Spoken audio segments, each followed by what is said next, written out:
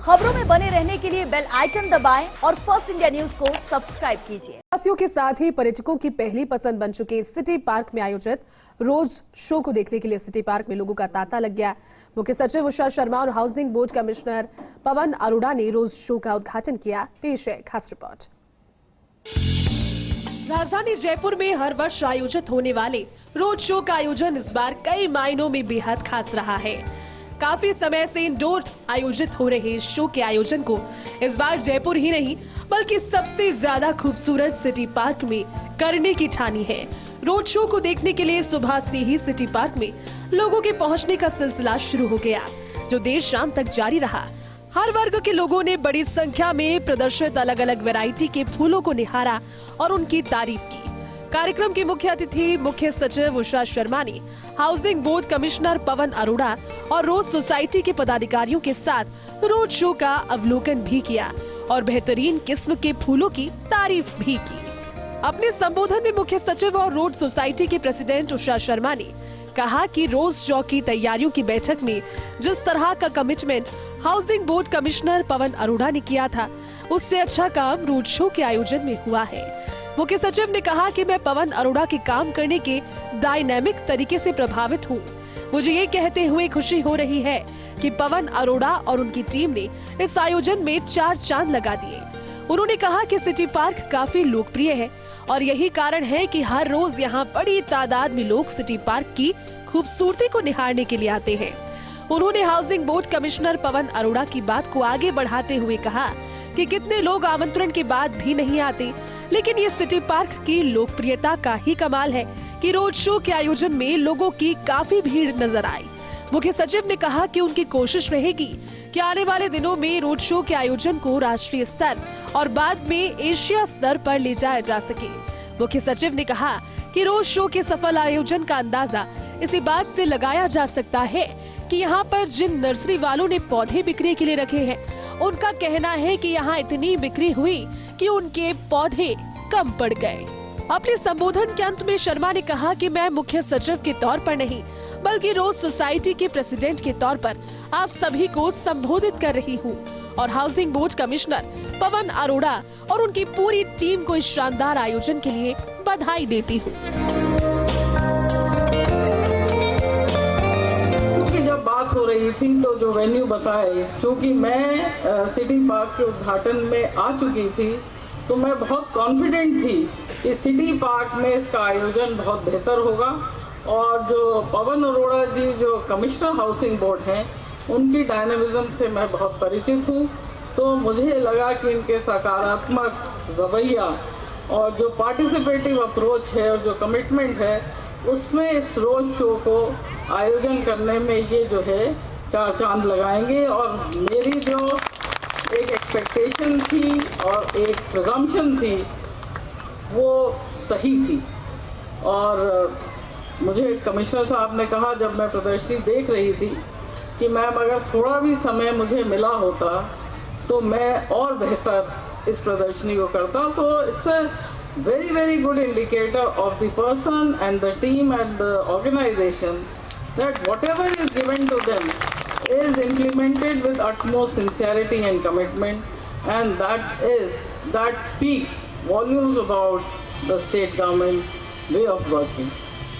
आज पवन जी ने जैसा कहा कि कई बार हम आयोजन करते हैं लेकिन पार्टिसिपेशन नहीं होता। बार बार निमंत्रण कार्ड देने के बाद भी जिस संख्या में हम लोगों को चाहते हैं आए, देखें, सीखें और अपने को जो है उस पूरी प्रक्रिया से जोड़ें, कभी कभी वो हम जो है उसमें फेल हो जाते हैं क्योंकि लोग नहीं आ पाते हैं, अत्यंत व्यस्त रहते हैं। लेकिन सिटी पार्क ऐसी जगह है जिसमें 1 लाख की फुटफॉल होती है और जो ये दृश्य नज़ारा आप देख रहे हैं, ये उसी का नतीजा है कि लोग स्वतः ही आके जो भी यहाँ डिस्प्ले किया जाता है, प्रदर्शित किया जाता है, उसमें वो रुचि लेते हैं।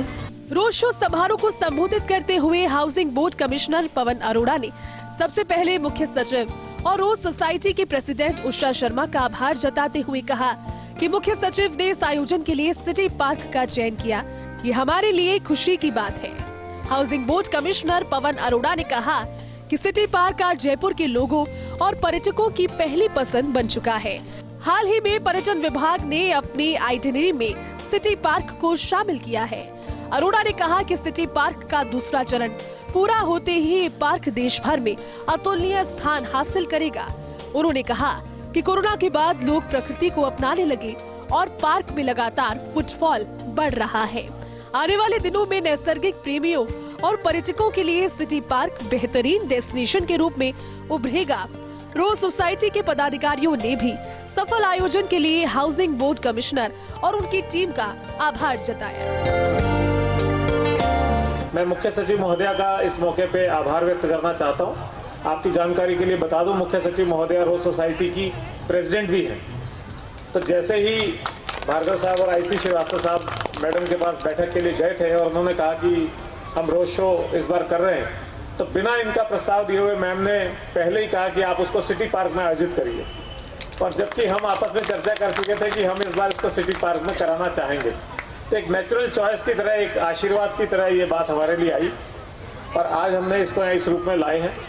और मैम ने एक हमें नया निर्देश और मार्गदर्शन दिया है कि आने वाले समय में ये जो रोड शो है वो राष्ट्रीय स्तर का रोड शो होना चाहिए और राज्यों के लोग भी इसमें भाग लें।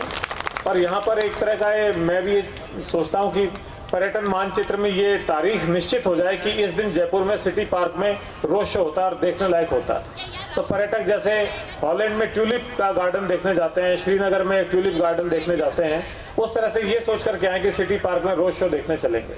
और जो हमने जयपुर फ्लावर शो नाम से जो सीजनल फ्लावरिंग का एरिया क्रिएट किया है, उस एरिया को भी आकर के देखें।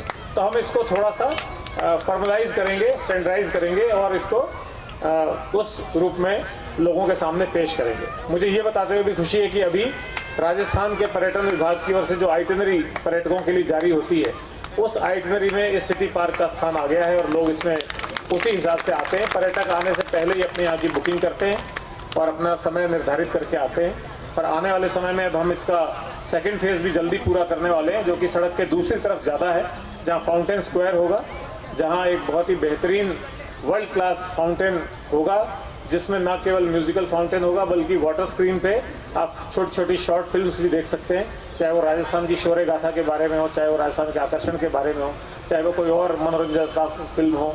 इस तरह की सब चीज़ें यहाँ देखने को मिलेंगी। फुटफॉल अभी भी बहुत ज़्यादा है, इसको थोड़ा रेगुलेट करने के लिए आने वाले समय में हम बहुत ही जल्दी इसमें टिकट की व्यवस्था भी करने वाले हैं। और जैसे ही सेकंड फेज पूरा हो जाता है तो मैं समझता हूँ ये अतुलनीय हो जाएगा। पूरे भारत में कम से कम एक स्थान ऐसा हो जाएगा जहाँ पे पर्यटक आना, और ख़ास तौर पे जो नेचर लवर्स हैं, जिनको पर्यावरण की चिंता है, जो अपने आसपास अच्छा वातावरण चाहते हैं, और कोरोना के बाद जिसका महत्व बहुत अधिक बढ़ गया और हम सब ने महसूस कर लिया है, उन सब लोगों के लिए एक बेहद बड़े आकर्षण के रूप में उभरेगा।